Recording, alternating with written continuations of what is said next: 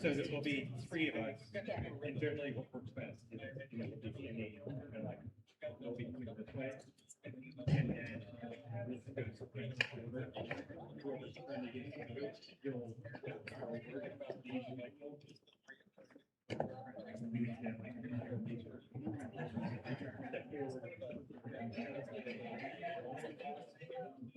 You did last year.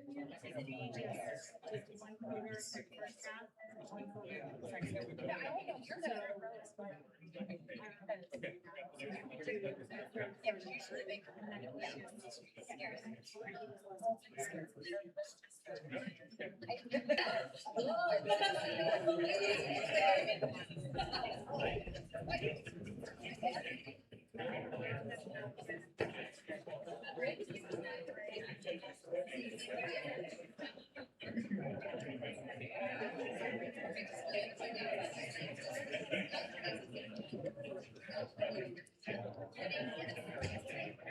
what's the next section of the Arizona trip?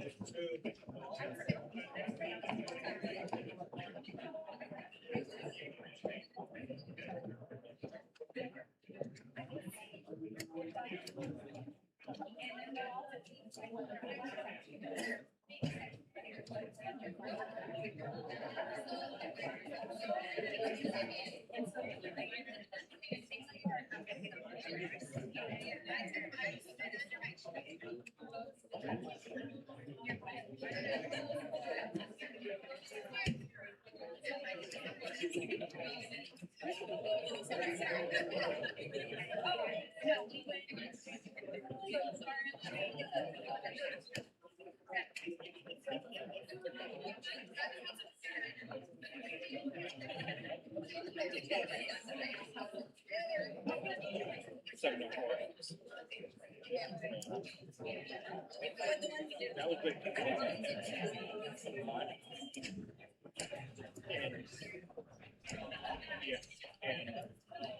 And that is like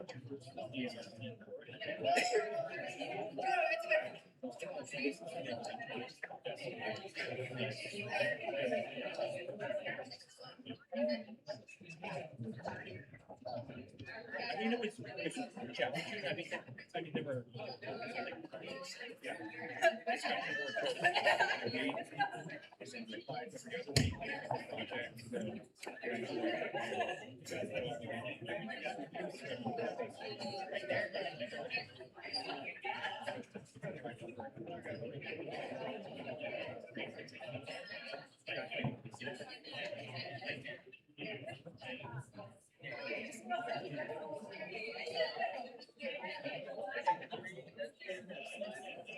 I was 706 and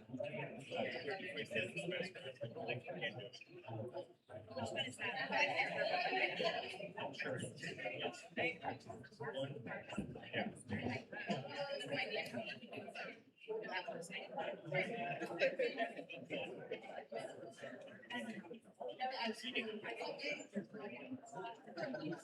Big nature inside. It's like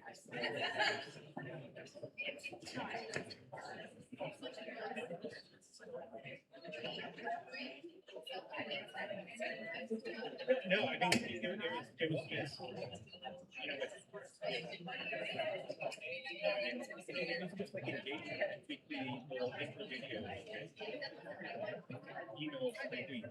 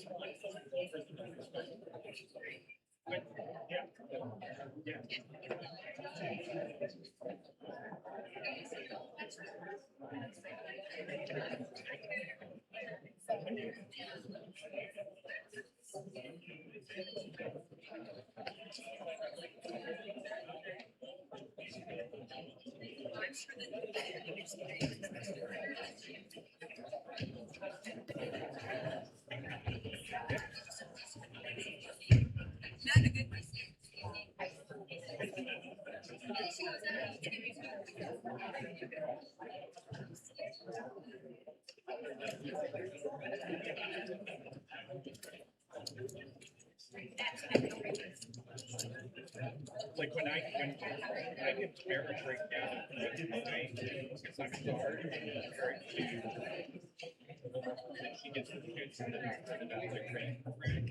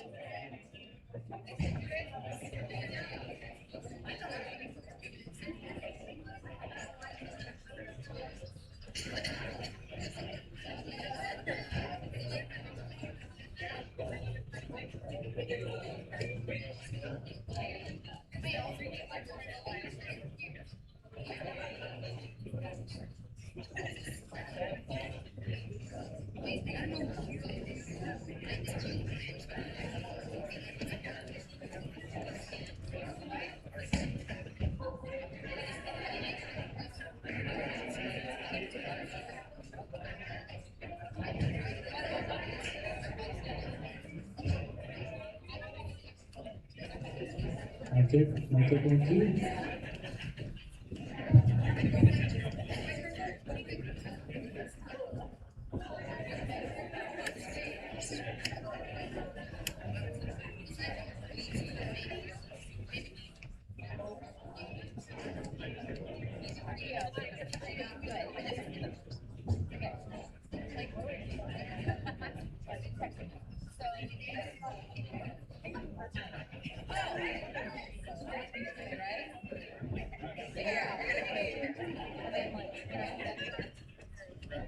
Mic check 2. Mic check 2.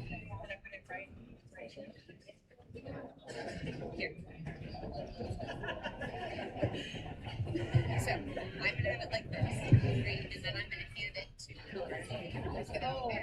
Oh, you're just. No, then it just sit here, did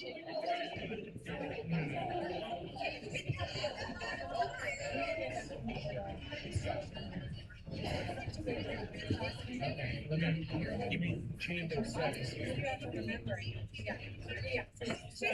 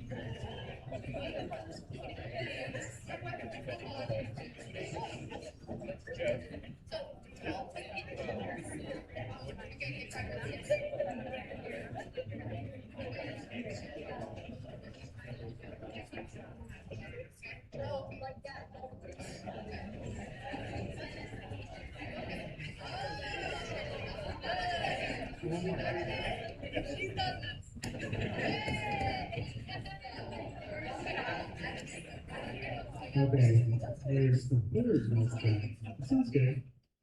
We're just testing it for the folks at home.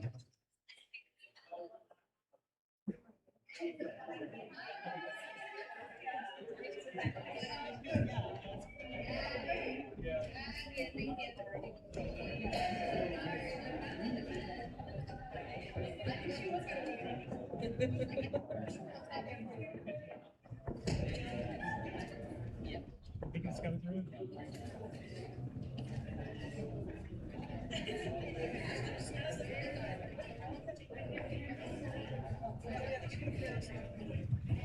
It's on, it's really slow.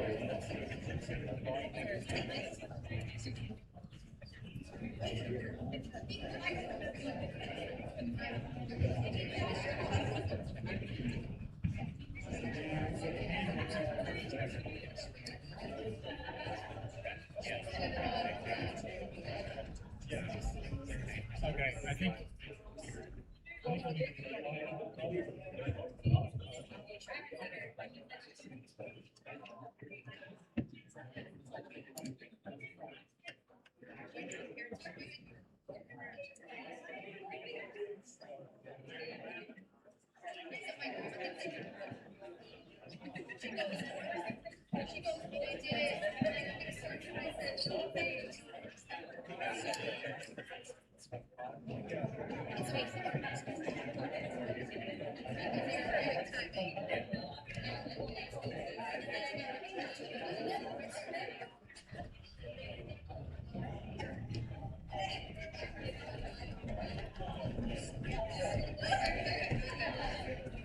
For anyone who's standing, just for a second, for anyone who's standing, we do have an overflow room where the ceremony will be on the screen. There's air conditioned, has a nice screen. You are welcome to stay here, whatever is more comfortable. But I can take you to the overflow room if you'd rather do that.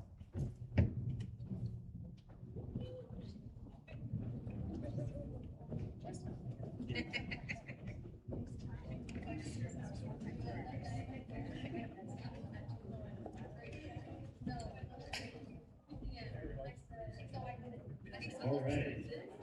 Good afternoon, everyone. Thank you for being here. So, good afternoon, all faculty, family, friends, and most importantly, to our students.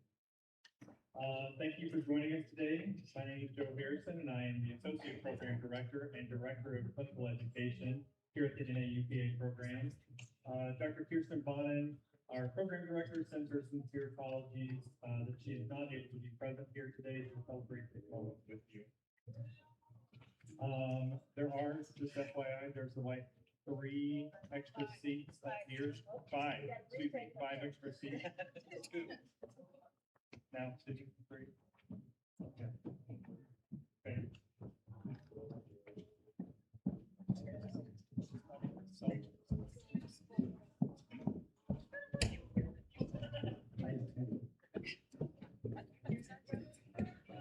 And is there some music that can be cut? Yes. The volume up? Okay. So can we cut the music? There's some music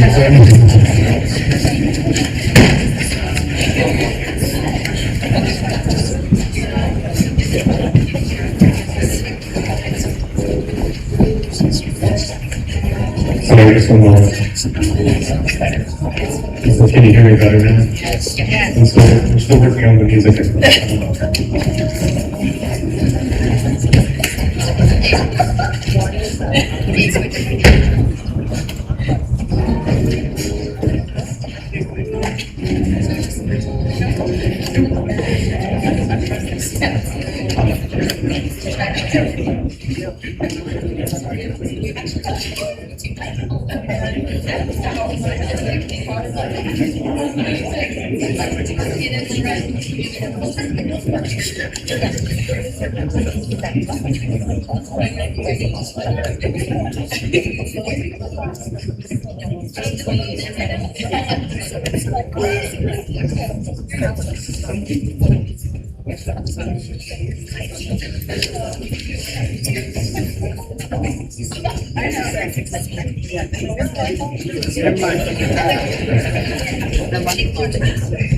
Okay. Apologies, trying to look this better. Okay, all right, very good. All right. So today marks a very meaningful transition in the program for you. It's not the end of your didactic year, but the beginning of something far more complex challenging, and rewarding your clinical year journey. The white coat ceremony marks a special occasion for you in your journey towards becoming physician assistants or PAs. It signifies your entrance into the medical field. Up to this point, your world has largely been one of classrooms, exams, and carefully constructed cases.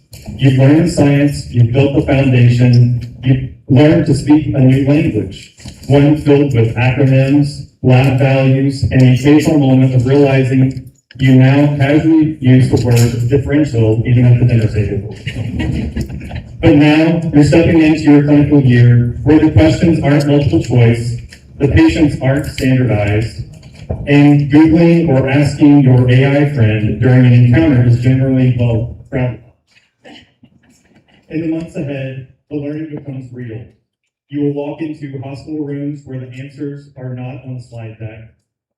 You will meet patients whose stories are not neatly packaged, whose conditions don't always follow textbook patterns, and whose lives will intersect with yours in ways you may never forget. There will be times when you doubt yourself and you feel you don't know enough. Remember, you are not expected to know everything. You are expected to care, to ask questions, to listen, and to keep learning. You may have already noticed that time in the program flies by. We know you have put in a lot of hard work already, and we are excited to share in this rite of passage with you and your loved ones today. We are here to emphasize compassion, collaboration, and excellence in providing care to patients.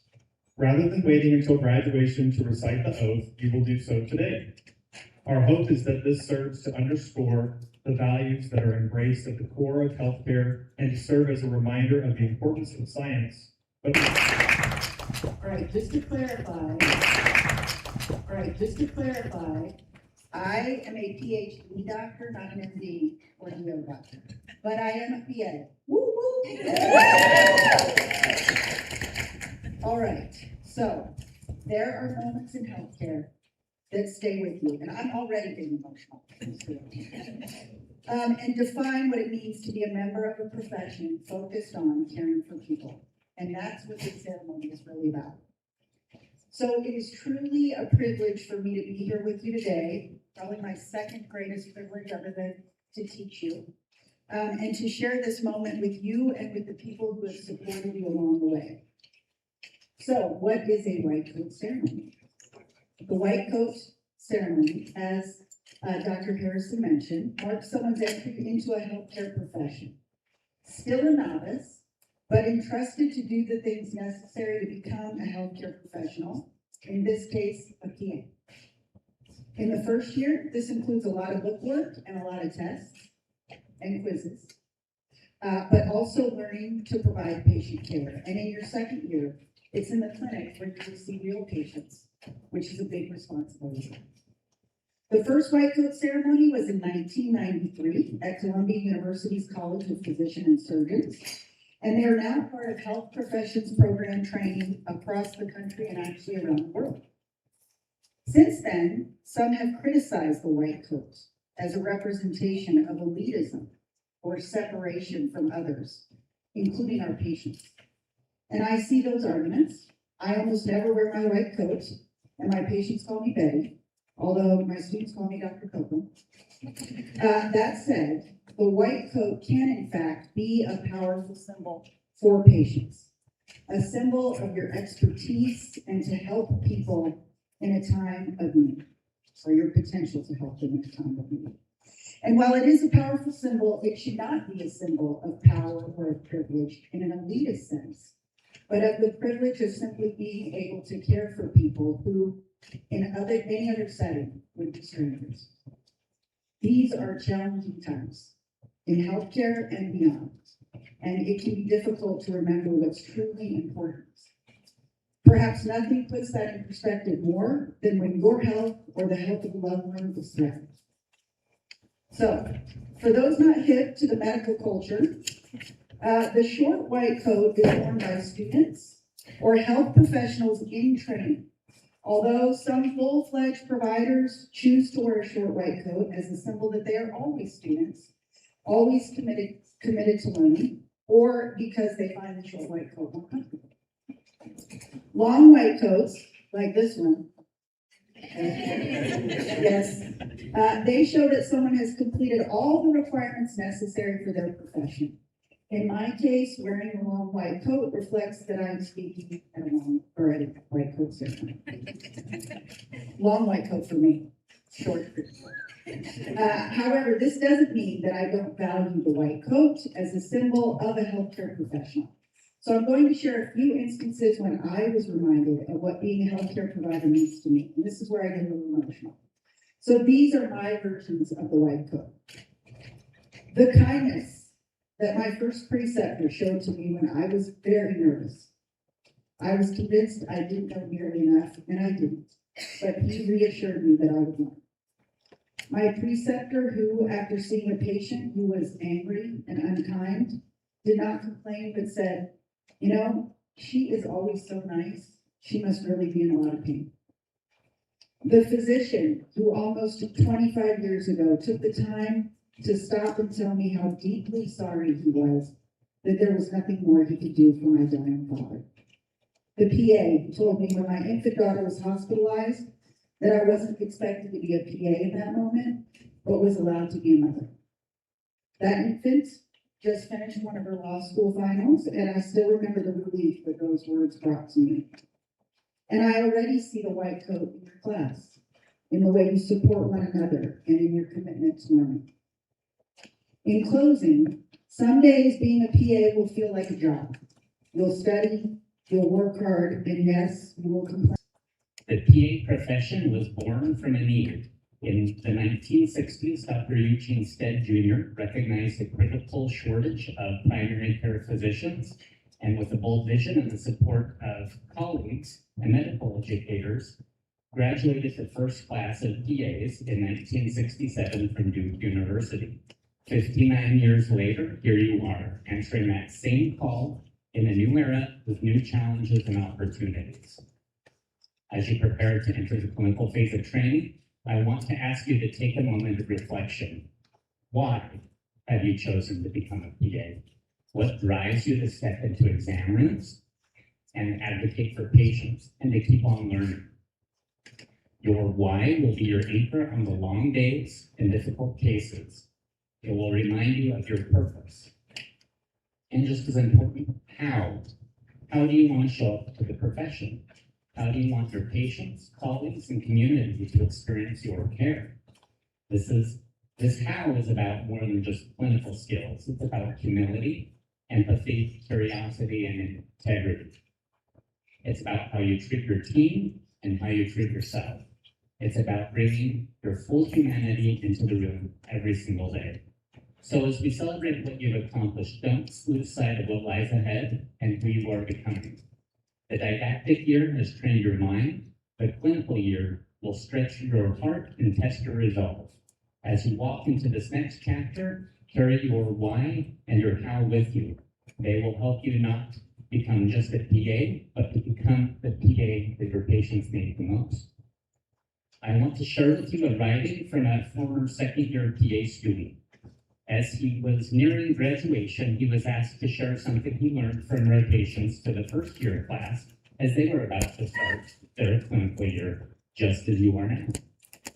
After his palliative care rotation, he wrote this: "I'm more scared now, having come so far in rotations. I know at times I can be cynical in my own mind about things called emotions, though who isn't? But that's not what I'm scared of. Prior to rotations, I was scared of becoming jaded and hardened. Should I now be scared that I won't? Let me explain. I learned I actually care about people, families, and feel a small fragment of their devastation by looking into pained and saddened eyes. I'm still haunted by the edematous face of one patient with neck and throat cancer. The lymph drainage from his head had long been included by the invasive cancer that was literally slowly strangling him. With saliva running freely down his puffed and cracked lips, he could only communicate by writing on paper that was haphazardly attached to a clipboard. He wrote in broken grammar about how he wished he had not chosen a life-extending surgery a year prior. Each letter he scribed pierced into my heart. He was in pain. He could not speak, and he could not breathe. Blood clots were continually blocking his tracheostomy tube. He finally made a decision to leave the hospital on palliative services and return home to spend his last few days with his wife and family. His wife had just been called in by the surgeon, who told her they needed to discuss his care. Pathology reports from a biopsy earlier that day had confirmed the worsening of his condition. She thought they were going to discuss further treatment options, or possibly another surgery. She did not know he had made the decision to die. She was introduced to me, the PA student, before the surgeon started in with the serious matter at hand. The room was quiet, and the surgeon spoke to her. Her husband silently sobbed with quiet tears falling from his cheeks. He wanted to go home, where he can spend his last days with those who love him, the surgeon said. The sound that came out of his wife's mouth was more chilling than anything I had heard before, yet it was subtle. It was the sound of a breaking heart. Tears were not shed alone. My eyes welled as she wrapped her arms around my neck and held tightly. As a student, I was not prepared for this moment. My arms encircled her. We wept. "I'm so sorry" were the only words I could manage. Dr. Copeland got me a little bit I then watched her lovingly interact with her husband, wiping his mouth and kissing him. They held each other for a long time. I saw true love. My eyes felt more. My throat felt dry and tense. I didn't understand why I was feeling this. This was just one patient, one date, and one rotation. I had never previously met this person and his wife, so why was I feeling so strongly for them? By the time we left the room, things were calm. Somehow, after the burst of grievance, everything felt right. The patient's decision was right for him. His wife's support was right. The mood was right. My emotional reaction, it was right. I don't think there is any great way to stop having emotional responses to patient situations. I can see how many providers become calloused. Is it odd to fear that I won't? I hope I do not, but it scares me. It scares me to feel the hurt of patients and their families. But I felt something better than fear after that experience. I had the sensation that I was intact, and my emotions were right, and I was ready. We are not immune from tears as students, and we shouldn't be. We should embrace them. What you just heard was written 15 years ago during my own clinical training. I was that PA student, and I share this with you now because that experience, like so many of the ones that you're about to face, left a lasting mark on who I am as a provider.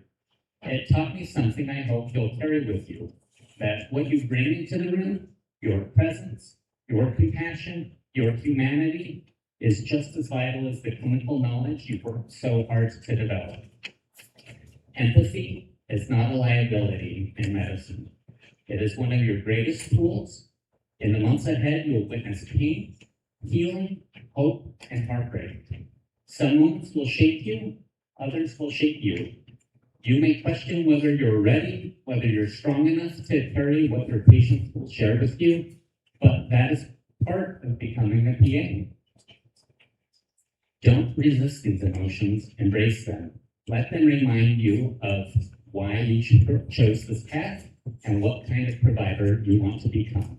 The clinical year will teach you how to care for others, and it will also teach you how to stay whole, stay human, and stay connected to what matters most, the people you serve. Thank you.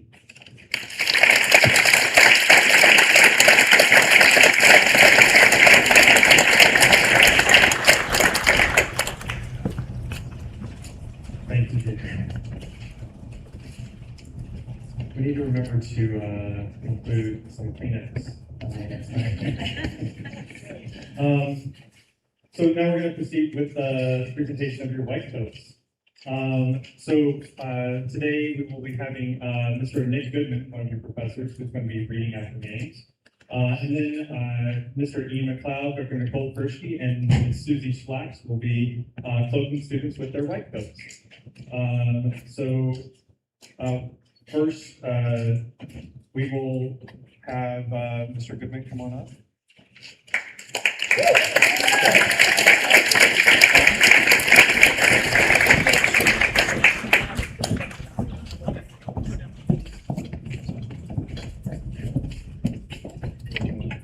The first protocol has to start.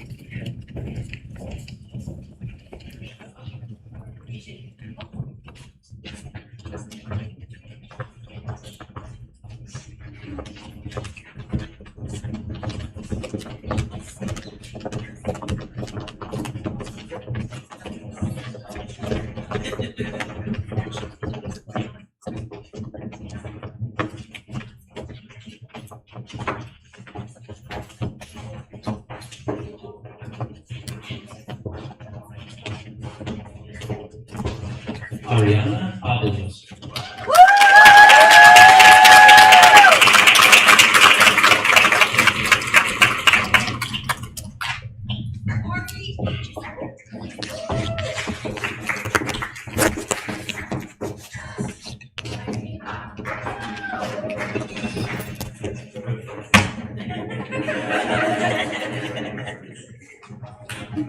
Alyssa Alexander.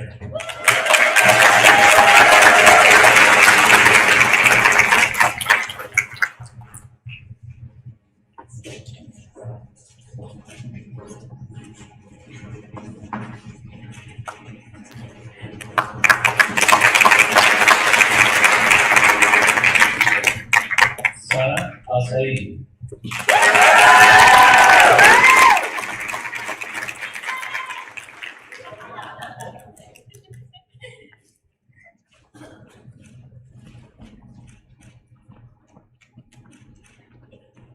Gabriel Bach.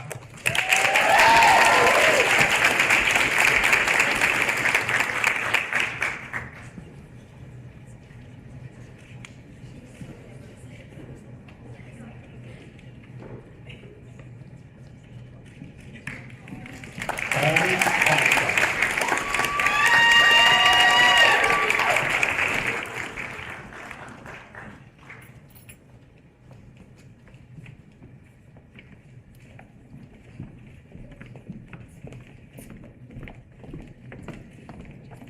Emily Bailey.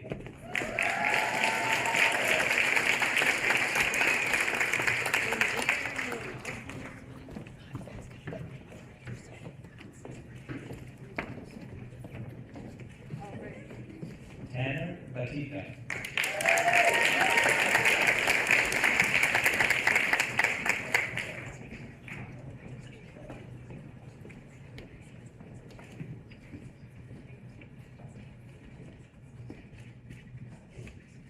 Rachel Belston.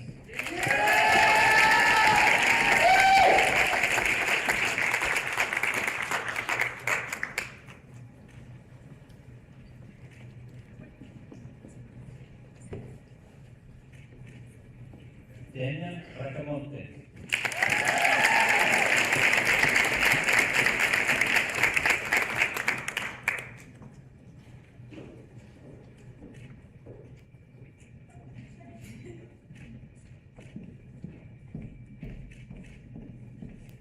Juliana Roderick.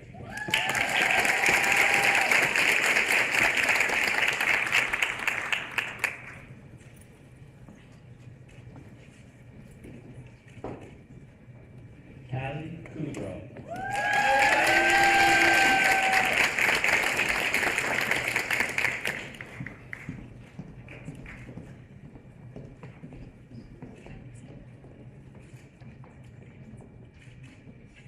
Kylie Dang.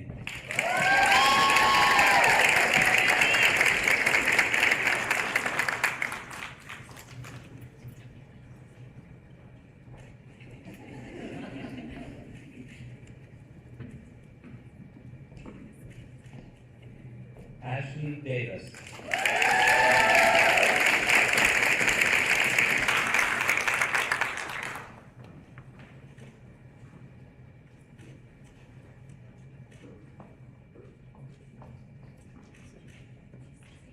Millie Denton Felix.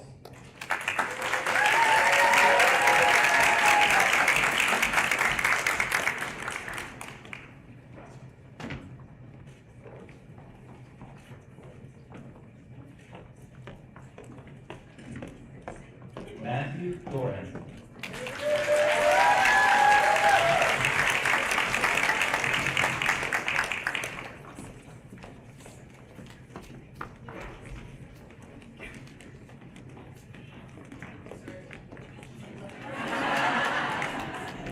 Savannah Edwards.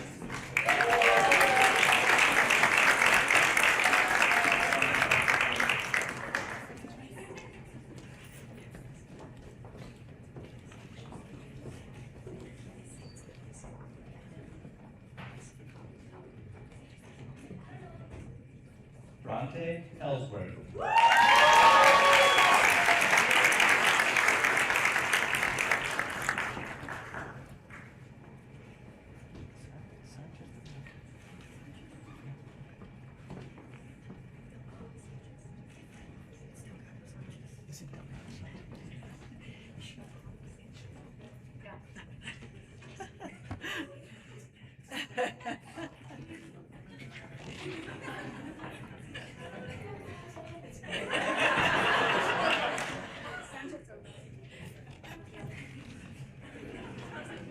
Slightly mixed up, apologies, but we're gonna go with Lilibet Sanchez Delgado.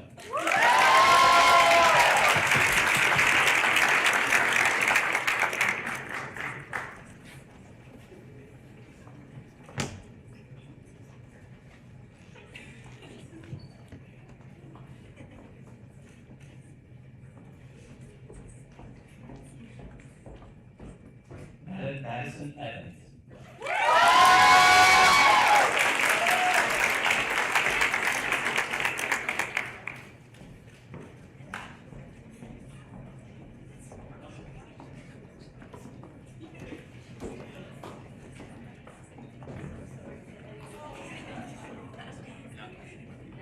Danny Bean.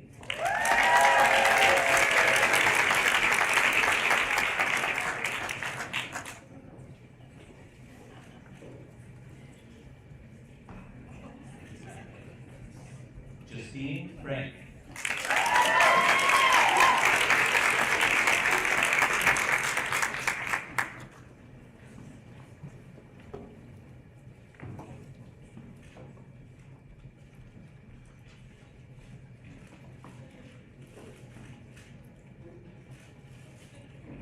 Michelle Galloway.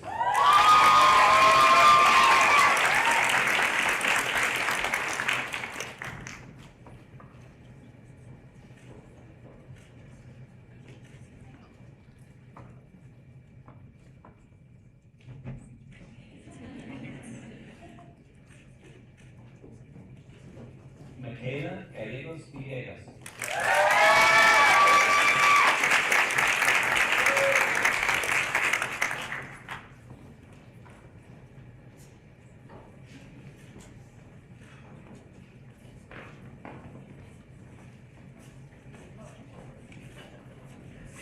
Adam Glover.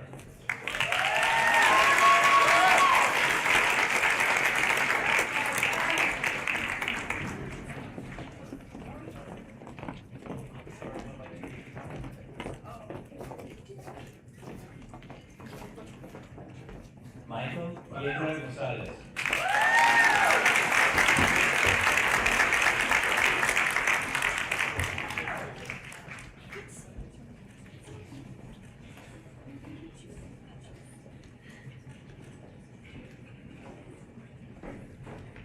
Annika Gordon.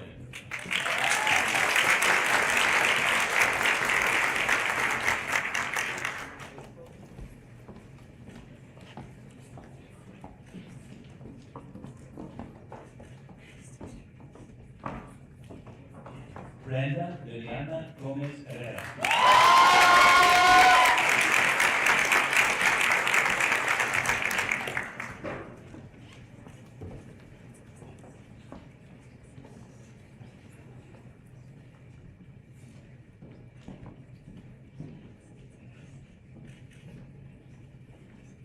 Isabel Herrera.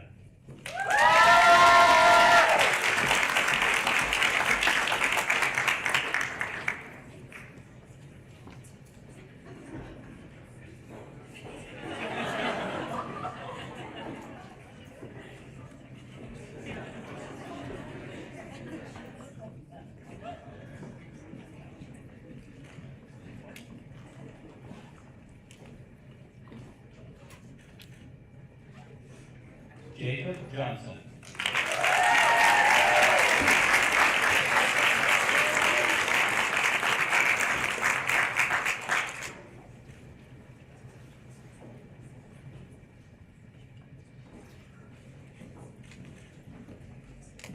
Shannon Kramer.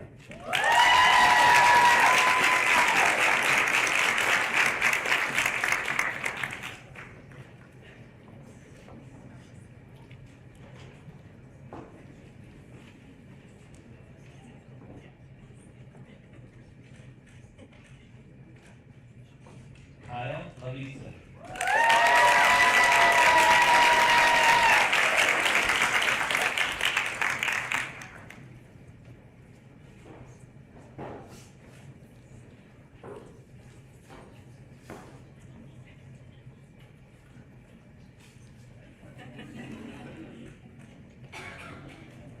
Chloe Leon.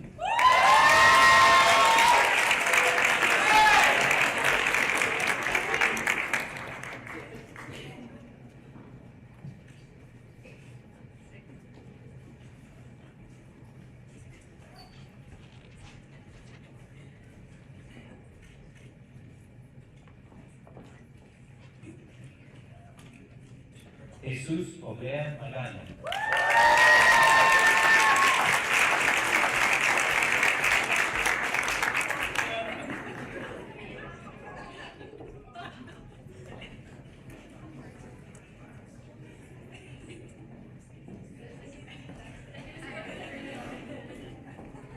Pamela Marquez.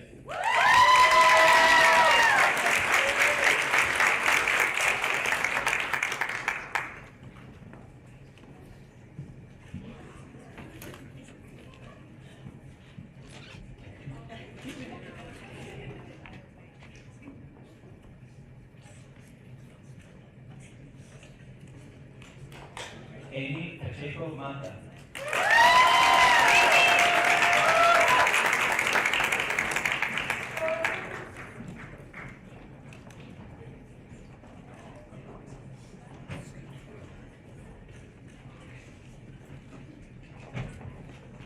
Jason Nguyen.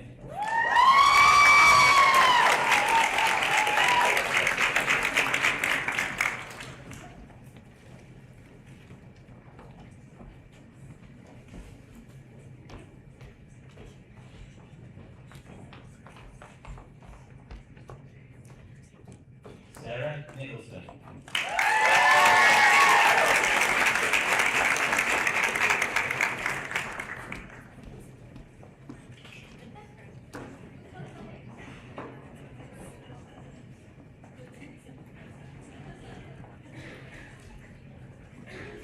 Tulsi Patel.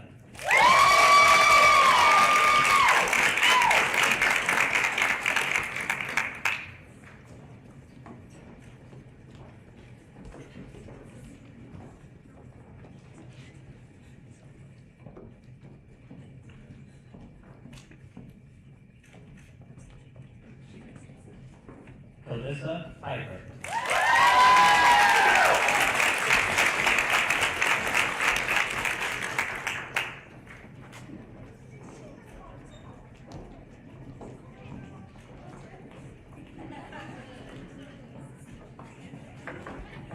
Lindsay Hodgson.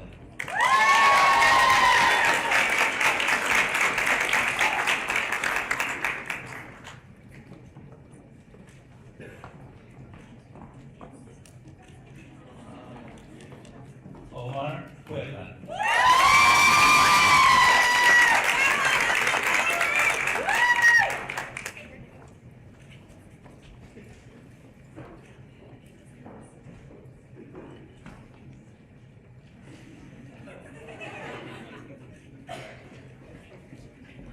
Ivan Plasencia Quintero.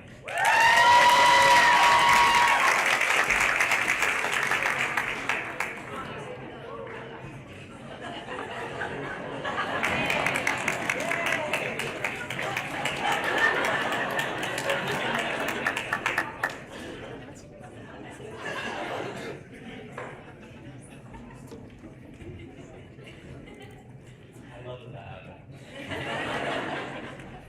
Ella Randolph.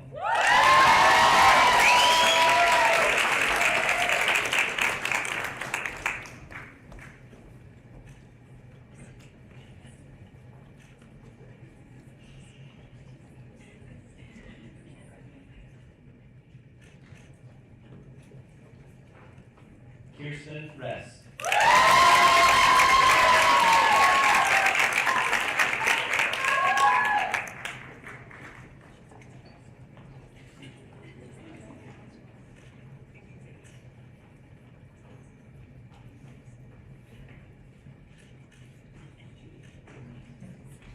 Colleen Robinson.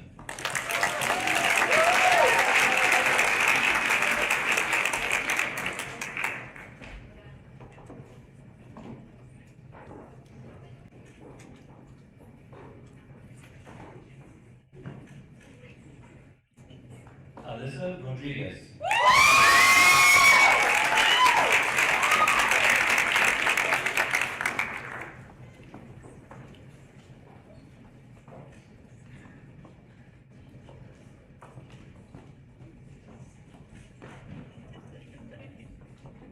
Megan Sandoval.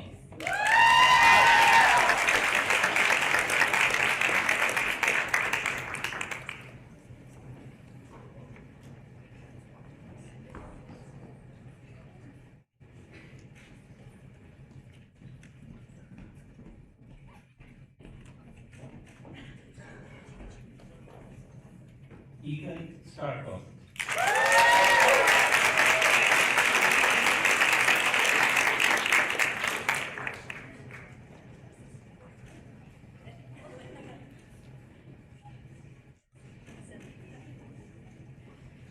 Morgan Scott.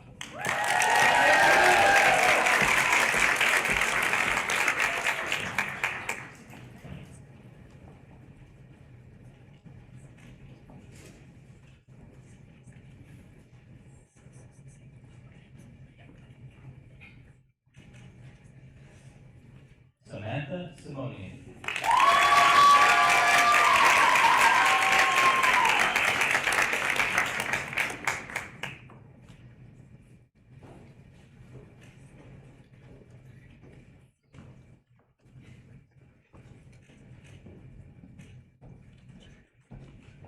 Michaela Thomas.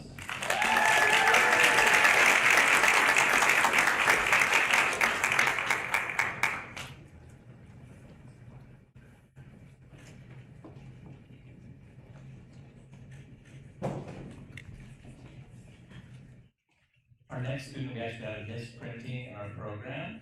It's Selene, spelled Selene. So you can all correct that, and we'll correct it later too. So Selene Verdugo.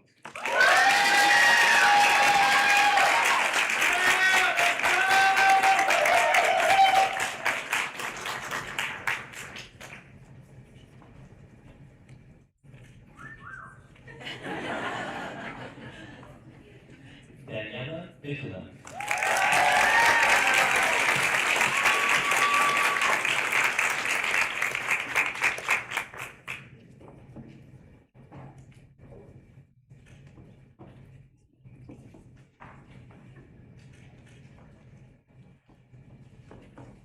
Hannah Zurrigan.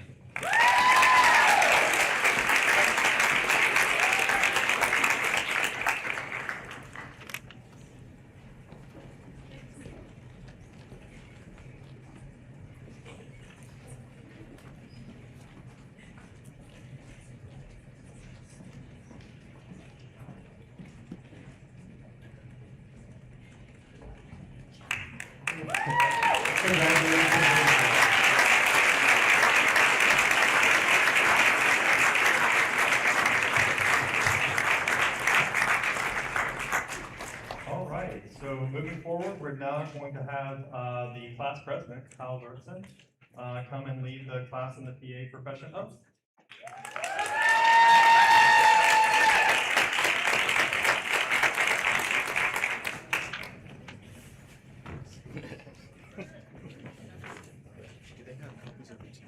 They should, it's all.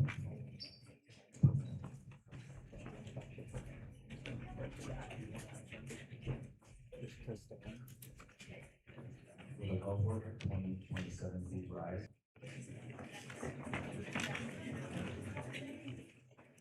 The way to the ceremony oath will be found within the pamphlet. Beginning at the first line, we now recite the white oath. I pledge to perform the following duties with honesty and dedication.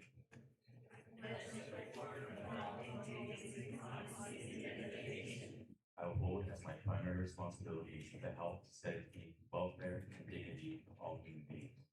I will hold as my primary responsibility the health, safety, welfare, and dignity of all human beings. I will uphold the tenets of patient autonomy, beneficence, non-maleficence, and justice. I will uphold the tenets of patient autonomy, beneficence, non-maleficence, and justice. I will empower my patients and their loved ones to make choices that honor their beliefs and values. I will empower my patients and their loved ones to make choices that honor their beliefs and values. I will know my patients and amplify their voices, especially those patients in underserved settings. I will know my patients and amplify their voices, especially those patients in underserved settings. I will listen to my patients without judgment and protect all that is shared in the course of practice. I will listen to my patients without judgment and protect all that is shared in the course of practice. I will assess my personal capabilities and limitations, striving always to improve my medical practice. I will assess my personal capabilities and limitations, striving always to improve my medical practice. I will actively seek to expand my knowledge and skills, advancing the art of science and medicine to ethical. I will actively seek to expand my knowledge and skills, advancing the art and science of medicine through ethical inquiry. I will work with other members of the healthcare team to provide compassionate and effective care to patients. I will work with other members of the healthcare team to provide compassionate and effective care of patients. I will use my knowledge and experience to contribute to an improved community. I will use my knowledge and experience to contribute to an improved community. I will respect the unique expertise of all members of the healthcare team and embrace our interprofessional relationships. I will welcome the teachings of healthcare team and patients. I will respect the unique expertise of all members of the healthcare team and embrace our interprofessional relationships. I will welcome the teachings of my healthcare team and patients. I will devote myself to a lifetime of learning, teaching, and mentoring. I celebrate this opportunity and am grateful to those who support this society. I will devote myself to a lifetime of learning, teaching, and mentoring. I celebrate this opportunity and am very grateful to those who support our program. With this hope, may I stay true to these values, find joy in healing, and leave medicine better than how I found it. With this hope, may I stay true to these values, find joy in healing, and leave medicine better than how I found it. Thank you, Kyle. Thank you, class.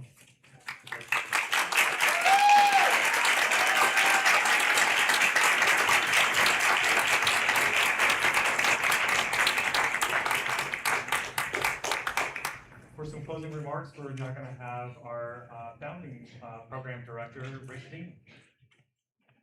Thank you, Rick.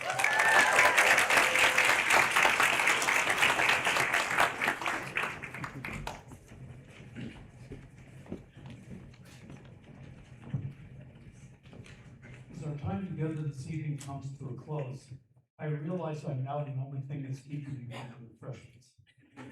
That said, I'd like to thank all our guests for attending and witnessing this white coat ceremony, a solemn testimony to careers of service to others by the NAUPA class of 2027. 13 years ago, in the same auditorium, the inaugural NAUPA class of 2014 received their white coats and recited their oath. Subsequent classes of NAU students have done the same. In addition to talking the talk, they've also walked the walk, as 77.5% of NAU graduates from the classes of 2014 through 2025 practice in Arizona, and 64.9% practice in the health profession shortage area or medically underserved area. These numbers are far higher than for graduates of the typical PA program. Your NAU predecessors have walked a noble path of service to others, a path that we hope you will follow. As you move from the classroom to supervised clinical practice at your upcoming clinical rotations, opportunities to be of service to others will be all around you.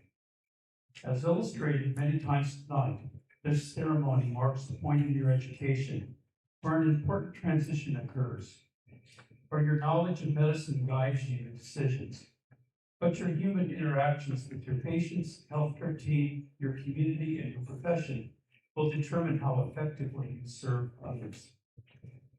Everyone, thank you all for joining us this evening to witness this important event.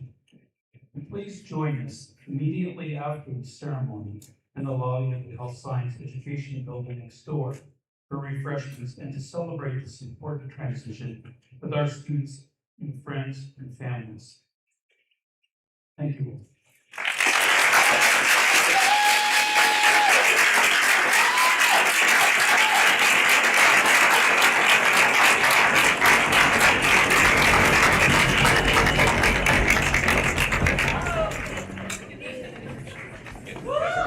Get the monitor off so people aren't trying to take pictures.